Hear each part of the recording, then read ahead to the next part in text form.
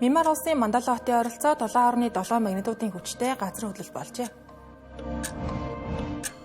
Сирус шашин угсаа нийгмийн ялгаатай байдлыг хүлээн зөвшөөрсөн шинэ засгийн газартай боллоо. Гренландын тусгаар тогтнолын асуудлаар Америк нэгдсэн улс болон Дани улсын зөрчил маргаан нэмэгдэж байна. Бүгд найрамдах Хятад улсын төрийн өмчит дөрвөн банк 520 юаны хөрөнгө оруулалт татан төлрүүлэхээр болсон байна. Арим дэргөө загштай Тэнгэр телевизийн гадаад мэдээний хөтөлбөр эхэлж байна. Та бүхэнд олон улсад өрнөж байгаа онцлог үйл явдлуудаас цагийн мэдээллийг томилж өргөнө.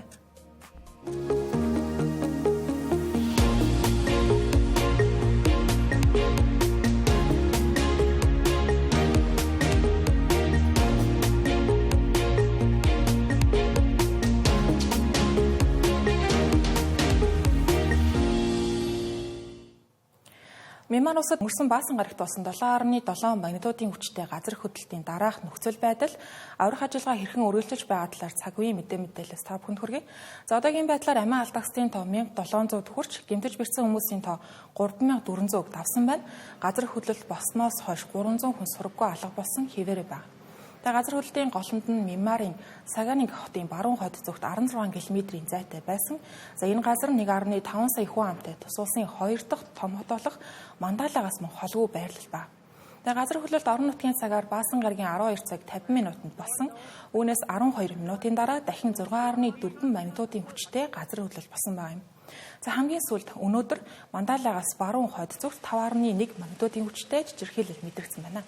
За энэхүү газар хөдлөлтийн дараах чичиргээ тасрахгүй байгаагийн улмаас Америк нэгдсэн улсын геологийн судалгааны газрын утгачлсан загварчлалаар нийт амьд хүмүүсийн тоо 10,000-д хүрч болцсошгүй байгаа юм байна. За мөн хохирлын хэмжээ Мьянмар улсын жилийн дотоодын нийт бүтээгдэхүүнээс ч их байж болцсошгүй байна. За Мандала хотын ихэнх хэсэгт цахилгаан тасарсан байдалтай 1500 гаруй барилга байгууламжууд нуурсан. За аврах ажиллагааны тухайд аврагчид хүрэлцэхгүй эмнэлгүүд ачааллаа дийлэхгүй байна. Газар хөдлөлтөнд хамгийн хүнд нэрвэгдсэн Сагаин хотод гал унтраах энгийн байр сүйдэж аврах ажиллагаанд шаардлагадж байсан бүх техник тоног төхөөрөмж эвдэрсэн байна. За хотын төв эмнэлэг нурангад өртсөн байгаагийн улмаас өвчтнүүдэд гадаа байрлахад хүрсэн байгаа юм. Мөн энэ үед халуун цаг агаар нөхцөл байдлыг улам хөндрүүлж байгаа нь тодорхой. За Мьянмараас гадна хөрш Таиланд улсад 1000 км-ийн зайд газар хөдлөлт мэдрэгдсэн. За ингэснээр Бангкок хотод барилгын ажил нь дуусаагүй байсан 30 давхар барилга нурсны улмаас 18 хүн амиа алдаж 78 хүн сургаггүй алгасан байна. Нуранган доор үлдсэн хүмүүсийг аврах ажиллагааг одоо хүртэл тасралтгүй хийж байгаа хэдий ч төдийлөн агцтай байж чадахгүй байна. Өнөө өглөө аврагчид Мьянмарын Мандала хот дахь газар хөдлөлтөнд өртөж нурсан зочид буудлын нуранган доороос нэгэн эмэгтэйг аварсан талаар албаныхан мэдээллээ. Энэ нь нуранган доор амьд хүмүүс одоо хүртэл байгаа. За тэднийг аврах боломжтой гэдгийг харуулсан итгэл найдвар төрүүлсэн хэрэг боллоо гэж албаныхан дүгнэж байна. Мандала хотын дүрс бичлэгүүдээс харахад бүл бүтэн хорооллууд олон давхар сүм хийдүүд тэр чигээрээ нурсан байгаа нь харагдана. Өмнө зам, гүүр, нисэх онгоцны буудал, төмөр замууд зэрэг дэд бүтцийн олон байгууламжууд сүйдсэн байна. Нөхцөл байдал ийхүү тун хүнд байхад Мьянмар дахь цэргийн хуунт болон хуунтыг эсэргүүцэгчдийн хоорондох мөргөлдөөн үргэлжилж байгаа нь тун шүүмжлүүлжтэй хэрэг болоод байна. Мьянмар улс нь 2021 онд цэргийн эргэлт гарснаас хойш цэргийн хуунтын удирдлагад ор байгаа. Мьянмарын сөрөг хүчний үндэсний эв нэгдлийн засгийн газар болон түүний зэвсэг хүчин болох ардын хамгаалтын хүчнүүд газар хөдлөлтөнд нэрвэгдсэн бүс нутагт 2-7 хоногийн турш байлдааны ажиллагааг зогсоож байгаагаа мэдгдсэн. За гэвч эрх баригч хуунтын армийн тухайд гал зогсоохгүй хэвээрээ байна. Тухайлбал Мьянмарын армийн сүнөөгч онгоцоод Карн мужид өнөө өглөө агаараас сохилт өгсөн байна. Мөн газар хөдлөлт болсноос ердөө 1 цаг хүртээ үгүйтэй хугацааны дараа газар хөдлөлт болсон газрын ойролцоо Мьянмарын арим агарын сохилт өгсөн байна. Карн мужийн тухайд цэргийн дэглэмийн эсрэг тэмцэгч Карны үндэсний холбоо байрладаг газар зов хүлэглэл нь цэргийн хуунтынхныг төрүүлж гал нээсэн гэдгийг хэлж байна. Газар хөдлөлтийн дараах нөхцөл байдал аврах ажиллагааг газар дээрээс нь сурвалжилж байгаа олон улсын хэвлэл мэдээллийн агентлагууд Мьянмарын эрх баригчид Хятад болон Оросоос нийлүүлсэн нисдэг тэргүүдийг ашиглан нутгийн хойд болон төв хэсгийн шивүү хүн ам суурьсан тосгодыг бөмбөгдөж байгааг хэлж байгаа юм. Засгийн газар гамшигын тусламж үзүүлэхийн оронд ийхүү хүнд хэцүү өмсөн үеийг далимдуулан засгийн газрыг эсэргүүцэгчдийн эсрэг ийхүү халтаж байгааг олон улсын хүний эрхийн байгууллагууд улс орнууд хурцаар шүүмжилж байна. Мөргөлдөөний улмаас олон улсаас Мьянмарт очих тусламж саадах, хойшлогдох асуудлууд хүртэл гарч эхэлсэн байна. Сингапурын гадаад хэргийн сайд Вивена хүмүүнлэгийн тусламж хүргэх ажлыг саадгүй явуулахын тулд нэн даруй гал зогсоох шаардлагатай байгааг хэллээ. Одоогийн байдлаар Орос, Энэтхэг, Их Британи, мөн зүүн өмнөд Азийн хэд хэдэн улсаас Мянмарт тусламж очсон байгаа. Хятад улсын тухайд онцлогтой газар хөдлөлтийн дараа нь 82 аврагчаа илгээсэн байгаа бол өнөөдөр нэмэлтээр 118 хүний бүрэлдэхүүнтэй аврах байгаа мөн илгээсэн байна. Түүнчлэн Хятадын засгийн газар 100 сая юан буюу 13.8 сая ам.долларын хүмүүнлэгийн тусламжийг үзүүлэхээр болсон гэдгээ зарлалаа. Харин нөгөө талд Америк нэгдсэн улсын зүгээс олон улсын хөгжлийн агентлагийн төсвийг танах ажилтайгаа холбогдуулан ердөө 2 сая ам.долларыг илгээхээр болсон байгаа юм байна. Сирийн улсын албан ёсны шинэ засгийн газрын гишүүд бям гарагт тангараа өргөлөө. Зэнхүү Сирийн улсын төрийн эрхийг 50 гаруй жил барьсан Башар Асадын гэр бүлийн засаглал унснаас хойш 4 сарын дараа Сирийн улсын шинэ засгийн газар албан ёсоор байгуулагдаж байгаа юм.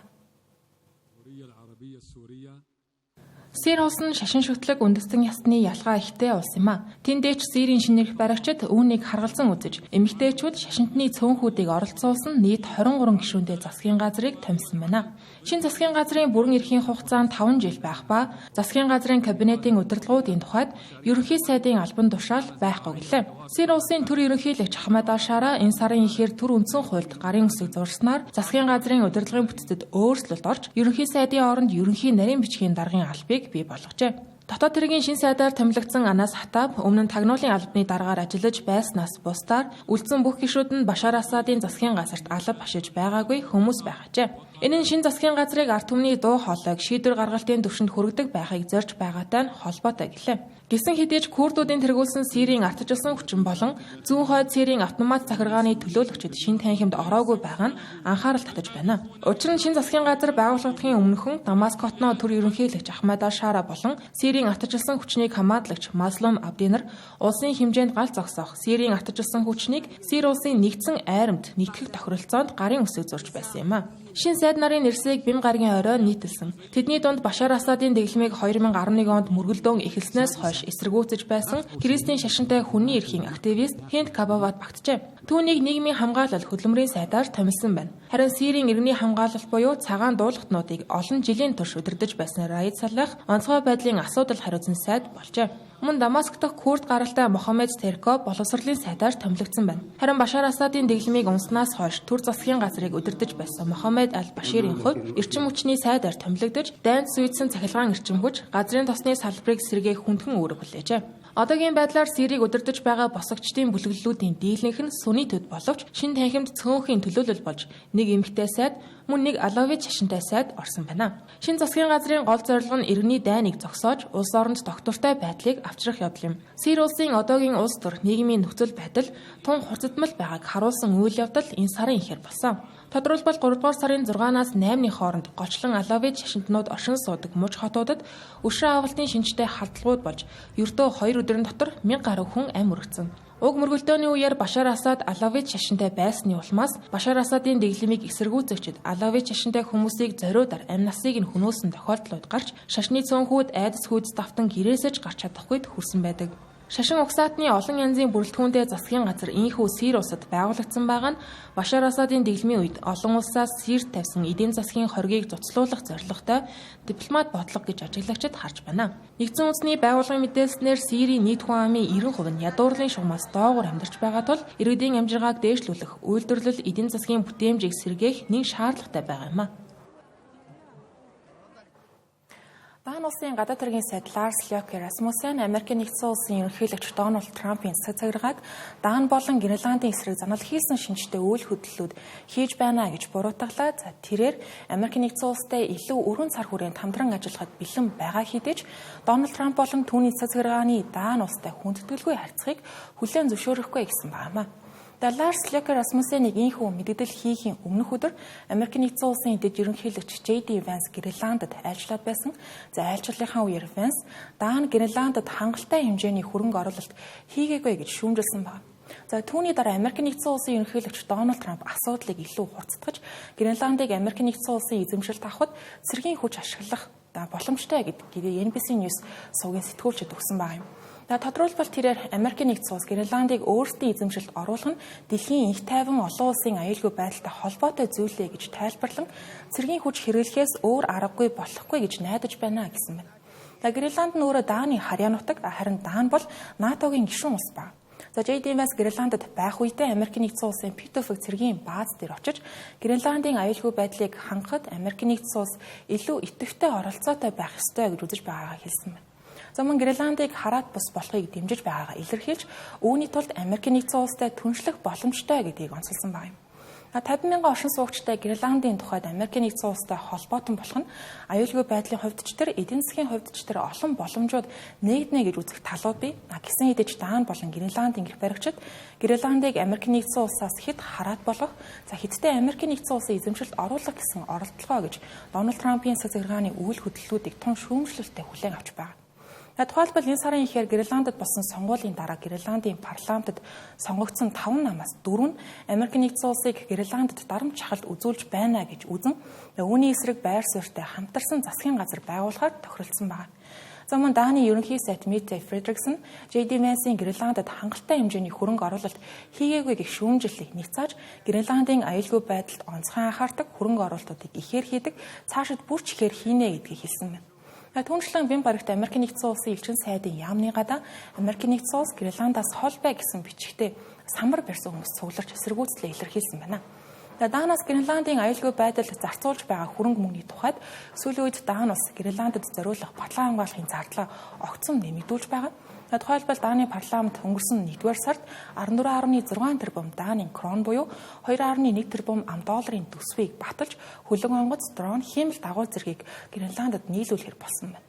Дааны их баригчид Америкийн нэгдсэн улс Гренландын аюулгүй байдалд санаа зовниж байгаа бол энэ чиглэлд Даан болон Америкийн нэгдсэн улс хамтран ажиллах боломжтой гэж үзэж байна. Тухайлбал Дааны гадаад хэргийн сайд Расмуссен энэ асуудлыг хөндөхдөө 1951 онд Даан болон Америкийн нэгдсэн улсын хооронд байгуулагдсан батлан хамгааллын гэрээгээр хамтын ажиллагаагаа өргөжүүлэх боломжтой гэдгийг тодтогсон байна. Дараагийн асуулт мэдээ. Хятадын төрийн өмчөд томоохон 4 банк хамтарч засгийн газрын дэмжлэгтэйгээр нийт 520 тэрбум юан буюу 71.6 тэрбум $-ын хөрөнгө оруулалтыг татан төлрүүлэхээр болсон байна. Энэ нь банк санхүүгийн салбарын эрсдлийг бууруулах зорилготой Хятадын засгийн газрын зүгээс авч хэрэгжүүлж байгаа арга хэмжээ юм байна.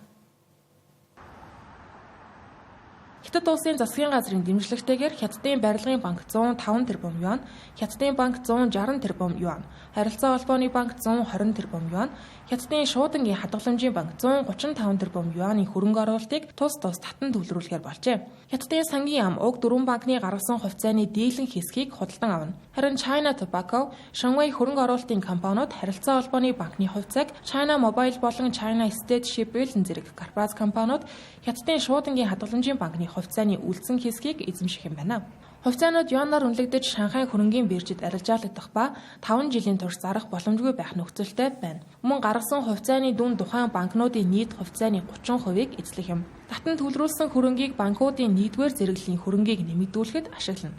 1-р зэрэглэлийн хөрөнгө гэдэг нь хувьцаат капитал, цэвэр ашигаас байгуулсан нөөцийн сан, хуримлагдсан ашиг алдагдал, нэмж төлөгдсөн хувьцаа зэргийг хэлдэг. Тиймдээч банкны санхүүгийн доктортой байдлыг хангах үндсэн суурь эрсдэл даах чадварыг илтгэдэг байна. Хэрвээ банкуудын 1-р зэрэглэлийн хөрөнгө хангалтгүй бол санхүүгийн хямралд өртөх эрсдэлтэй гэж үздэг. Хятад улсын засгийн газар энэхүү улсынхаа банк санхүүгийн салбарын эрсдлийг бууруулах зорилгоор томоохон банкуудын хөрөнгө оруулалт татан төлрүүлэх ажилд тусалж байгаа юм а. Хятадын барилгын банкны албан мэдээлэлд дурдсанаар уг санаачилгааг сангийн яамны стратегийн хөрөнгө оруулалт гэж тодорхойлсон байна. Мөн хөрөнгө оруулалт татан төлрүүлэх ажлын үр дүнд төрийн өмчит хөрөнгийн зарцуулалтыг оновчтой болгох, төсвийн бодлогын хэрэгжилтийн үр нөлөөг нэмэгдүүлэх, үндэсний хөгжлийн стратегиудын биелэлд эдийн засгийн доктортой өсөлтийг хангахад туслана гэж үзсэн байна. Банкуудын хувьцаа гаргах шийдвэр нь Хятадын санхүүгийн зохицуулах хороо улсын 6 том банкны хөрөнгийг нэмэгдүүлэхээ амсны дараа гарч байгаа гэдгийг анхаарах хэрэгтэй. Мөн Хятадын хууль тогтоох дээд байгууллага болох ардын их хурал өнгөрсөн сард улсын банкуудад дахин санхүүжилт өгөх 500 тэрбум юаны тусгай засгийн газрын бонд гаргах шийдвэрийг баталж байсан. Хятад улсын банкны салбарын өнөөгийн байдлын тухайд хамгийн том 6 төрийн өмчит банкны ашиг өнгөрсөн жил хүлээлтээс доогуур гарсан. Тухайлбал Хятадын барилгын банкны цэвэр ашиг 1%-аар өссөн бол Хятадын банк 2.6% өсөлт үзүүлсэн. Харин харилцаа холбооны болон шуудангийн хадгаламжийн банкны хувьд бараг өөрчлөлт гараагүй гэж хэлж болно. Хэдийгээр эдгээр банкуудын чанаргүй зээлийн хэмжээ буурсан ч гэлээ эдийн засгийн удаашрал, үл хөдлөх хөрөнгийн салбарын хямрал банкны доктортой байдалд эрсдэл дагуулсаар байгааг албаныхан хэлж байна. Тэнгэр телевизийн гадаад мэдээний хөтөлбөр хүргэлжлэж байгаа хөтөлбөрийн сэдвээ зарим мэдээллийг товчоор хүргэнэ. Америкийн нэгдсэн улсын 46 дахь ерөнхийлөгч Жо Байдены сүнс хэргааны үед TikTok-оор дамжуулан Хятад улс Америкчуудын мэдээллийг цуглуулж нөлөөллийн үйл ажиллагаа явуулж магадгүй гэж үзэн болгоомжлон хориг тавьсан байдаг. Хоригийн хэрэгжих хугацааг Америкийн нэгдсэн улсын одоогийн ерөнхийлөгч Дональд Трамп төр зогсоосон нь энэ 7 хоногийн бэм гаргаар дуусгар болно. TikTok нь 4-р сарын 5 гэхэд Америкийн нэгдсэн улс дахь үйл ажиллагаагаа зогсоох, эсвэл Хятад улсын бус эзэмшигчтэй болох ёстой юм а. Өмнөд Солонгос улсын түүхэн дэх хамгийн том ой хэрийн түүмэр гэгдэж байгаа умард Кёнсан мужид 7 хоног үргэлжилсэн ойн түүмрийг өнгөрсөн баасан гарагт бүрэн унтраажээ. Бороо орч салхи намжсан нь түүмрийг хяналтан давхад тусалсан талаар албаныхан хэлж байна. Түүмэр нийтдээ 48150 га талбайг шатааж 33000 гаруй хүнийг орон гэргүй болгосон байна. Мөн 28 хүн нас барж 9 хүн гэмтэж бэртэж 28 хүн хөнгөн гэмтэл авсан байна. Түүнчлэн 2400 гаруй барилга байгууламж галзуйдсан байна. Өнгөрсөн 7 хоногт Орос улбаны улсын ерөнхийлөгч Владимир Путин, Украин улсын ерөнхийлөгч Володимир Зеленскийг Украин улсын хууль ёсны ерөнхийлөгч биш гэж үзэн сонгуул явуулах саналтай байгаа гэдгээ хэлсэн. Гэвч үүнийг Америк нэгдсэн улсын талаас эсэргүүцэж, Америк нэгдсэн улсын ерөнхийлөгч Дональд Трамп Оросын эсрэг шинэ хориг арга хэмжээ авч магадгүй талаараа анхаарууллаа.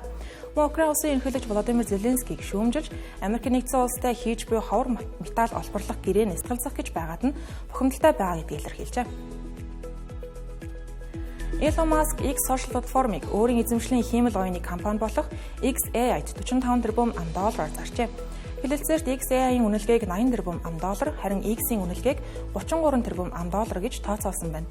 Elon Musk нь X-ийг 2022 онд $44 тэрбум $аар худалдан авч байсантай харьцуулахад үнэлгээ нь огцон буурчээ. X платформын хувьд орлогын ихэнх хэсэг нь сурталчилгаанаас орж ирдэг боловч Elon Musk компани контентын бодлогыг өөрчилсөн, компани оршиг орлогыг бууруулахад нөлөөлсөн байж магадгүй байна. Тэмцэлээс гадаад мэдээ үзүүлэлээ анхаарлаа хандуулсан баярлалаа.